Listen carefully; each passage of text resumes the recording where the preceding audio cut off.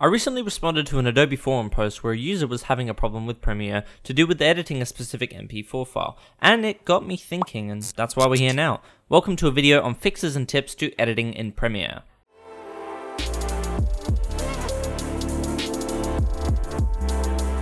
The first part of this video will be a troubleshooting guide to new users. If something goes wrong when you are editing in Premiere and the program crashes, know that most of your work is recoverable as long as you have an autosave file.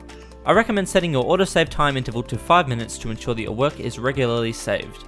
Alternatively, if you watch my video on the automation of editing within Premiere using hotkeys and you chose to work with the auto hotkey path, you can add in a line of code after every hotkey to execute a save function. However, this is only for people who either like waiting 1 to 2 seconds as the project saves or can work off of a high-speed drive like an SSD, and save times aren't too much of a problem for them.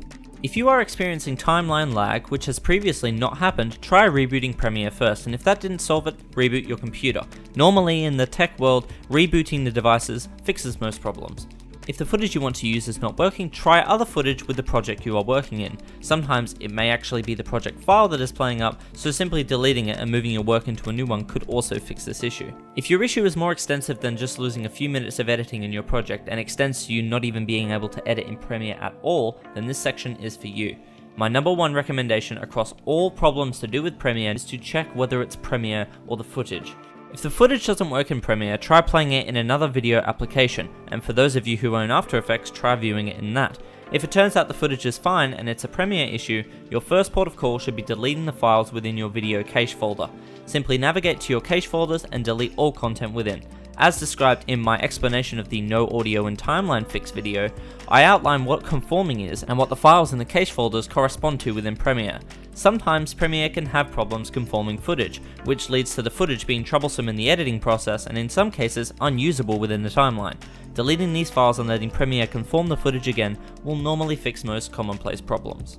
If all of that didn't fix the issue you are currently facing, it may be time to uninstall and reinstall Premiere. Although this is not a long process, it is one to keep as a last resort option.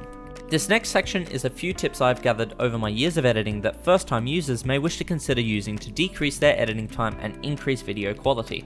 And if you thought that hotkeys weren't going to be mentioned again, you thought wrong. Hotkeys drastically decrease the time it takes to edit a video and help editors to automate their editing process. I use an external program called Auto Hotkey, which allows users to write their own scripts containing key combinations that execute specific functions. For example, instead of reaching across my keyboard to hit the up arrow while pressing a key modifier on the other side of my keyboard to shift a clip up the timeline, I programmed this hotkey using Auto Hotkey that allows me to do it using Shift plus R. Very handy for keeping all of my main editing uses directly around my central hand placement, WASD. If you wish to learn more about hotkeys, please feel free to go and check out my video on the automation of editing in Premiere. The next tip surrounds bins. Bins are one of the most useful things in Premiere because they allow for a structured workspace. Sorting out where your footage goes is handy for keeping everything neat and tidy, leading to more efficient editing. Instead of throwing all your footage into one main bin, split it up into several bins. For example, I have bins for A-roll and B-roll footage, audio, resources, and commonly used clips and pictures. A video on the commonly used bin will be coming very shortly, going into more detail about how to create one and its various uses. My final tip is to do with color correction, and for this I'll show you a demonstration. If you are filming footage from a camera or webcam or any other footage apart from screen captures, a small amount of color correction can massively change the end product from a homemade video to a professional looking video using already existing color correcting effects in Premiere. I recorded this B-roll footage earlier on and you can see that many of the colors within the video looked washed out and bland. Using a 3-way color correction tool, I can drastically change how this video looks and make the colors look much more vibrant and the overall quality of the video look much better. A fantastic color correction video was made by my fellow editor Forslime, so go check that out for a more in-depth look at the 3-way color correction tool.